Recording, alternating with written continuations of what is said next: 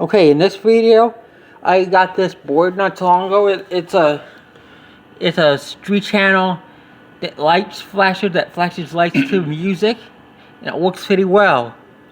I took the ends off of these Christmas lights that went to the end that lets you add more onto it at the very end of it, so I didn't have to cut the other end, and just in case that this didn't work, the lights would be junk. So we just did that. Or if I wanted to use the lights for something else, I can. Anyway, it's basically, I'll tell you how it works and how it does it in a few minutes or so on how this circuit works. But first, we're going to show it in action. First, I got, since YouTube complains about some certain music, we decided to go with Streets of Rage remake. It shouldn't cause no problem. We're gonna play this song in it. This is Dance Club by Streets of Rage remake.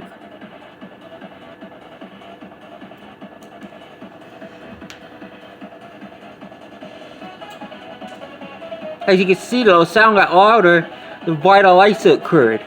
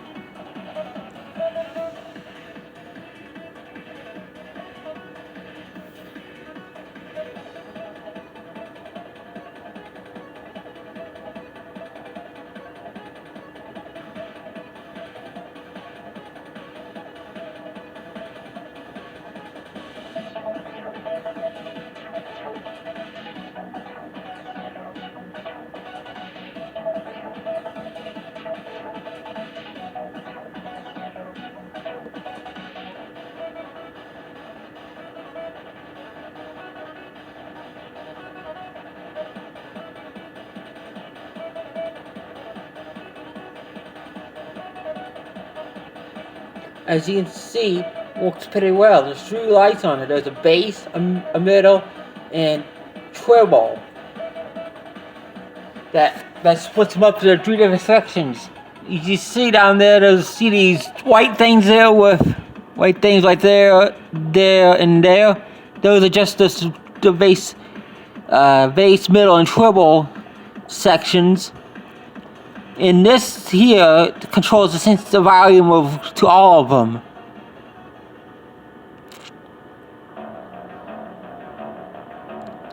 And that basically allows you to control the sound. Now let's take a look at the circuit. It's not that hard. Circuit is half of this instructions are in Thai. So there's the English part and there's a Thai side. It's meaning the language is speaking Thailand. As you see, this is the Thailand part. Way here. Over here is the English. It has a separate power supply on it. It has just 9 volts. I give it. You can go up to 12. The max is 12. You can give it.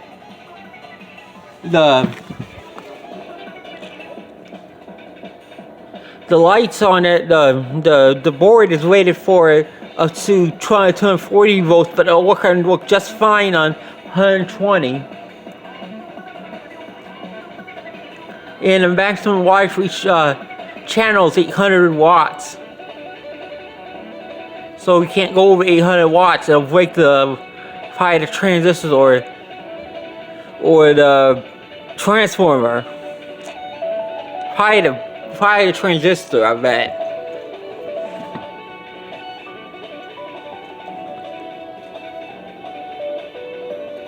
That looks pretty nice and cool, doesn't it?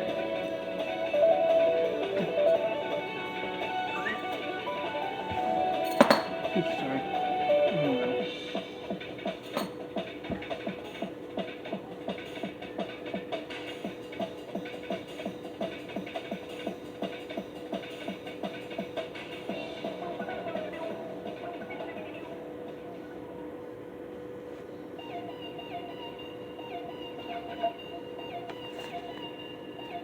Let's take a look at the circuit diagram. There's a circuit board here that's got a little whip on it because I stepped on the paper. Right here, this square here tells you the side that you should not touch on there. Because there's enough power there to shock you if you touch that part. The rest of the circuit is just fine. That's why I'm thinking about getting a case for it somehow. Or you can probably tape it with electric tape if you wanted to. Use lots of electric tape, wrap the whole thing around it. Except for this part over here, we can adjust the settings. I don't know why, but maybe it's because some stuff like what they're doing, a VCR or a videotape, cassette tape, don't have that much power. But a lot of these newer stuff, they produce out lots of power of sound wattage that doesn't really need it, and that's why the phone actually play pretty well with it, and so this computer is doing actually a great job with it.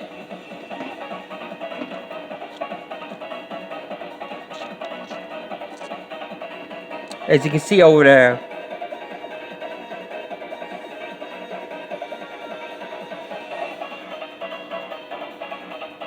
I haven't hooked it up to the projector for the sound, since it needs another speaker, since this goes into the headphone jack and it makes it where no sound comes out of it.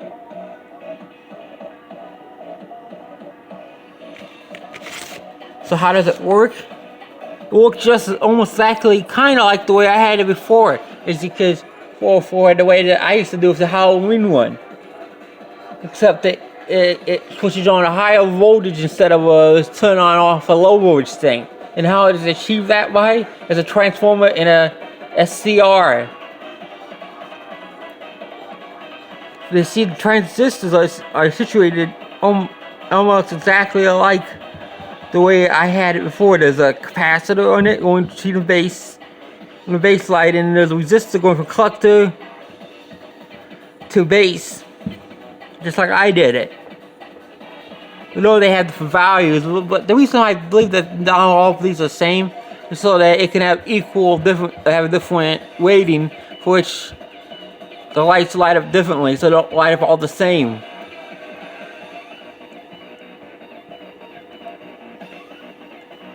The transformer right here, right there, we can see that, goes to the anode and cathode of the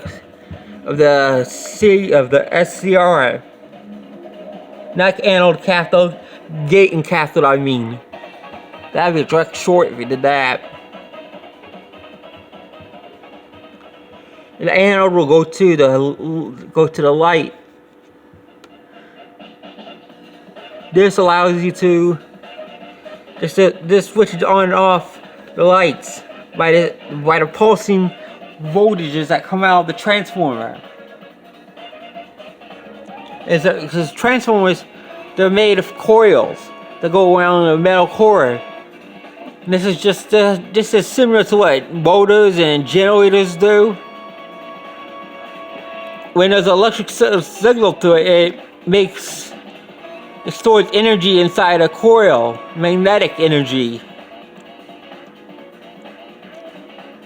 And then it releases it to the other coils, I believe. And that's how this thing works. And it works pretty well under 220 volts. Like 120 at the most of it goes up to.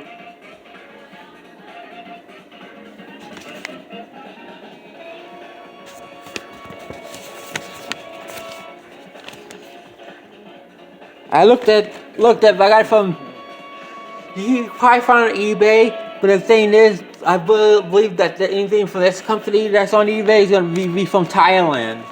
And if you don't want to order something from Thailand, you go to bakeelectronics.com and you can get it from them. They're not from Thailand, but they have their kits there.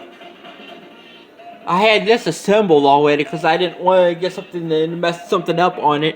And it could go explode on me because of the because it's not having the high voltage size wire right or something, just in case you made a mistake there. So basically what I just did is I took those ends right there that connect between the lights, and to add more lights onto the series of lights, connecting in series like that, and they work. Now, I mean in parallel like that. This is thinking it up to 2,400 watts parallel, all added up together. That might be what 800 times 3 is, I bet.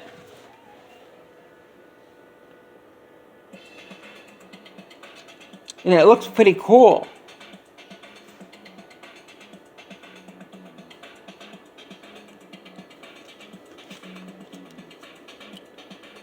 They use this transformers on it to isolate it, keep the voltages separated.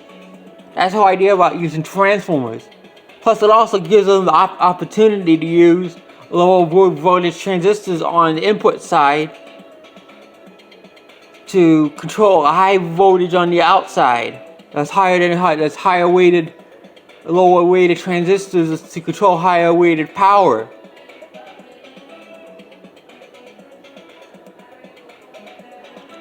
I believe that those transistors are only getting like half watt at the most. It looks like some of the resistors on it like a half watt or so. Yeah, in fact, all of them are half watt. They look like by the size of them.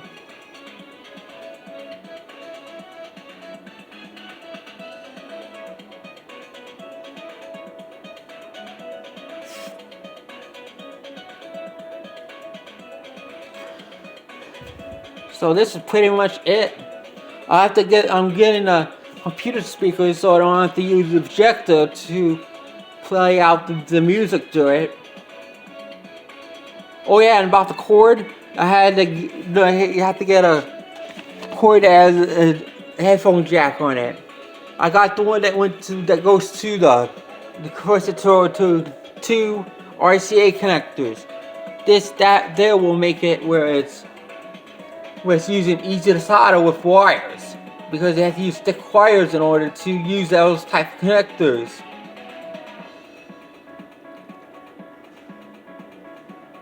And that's basically about it.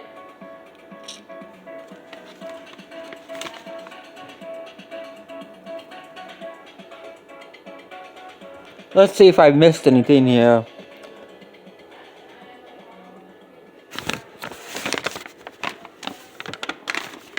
They're pretty good, and this didn't cost me hardly anything. I don't remember how much it cost me.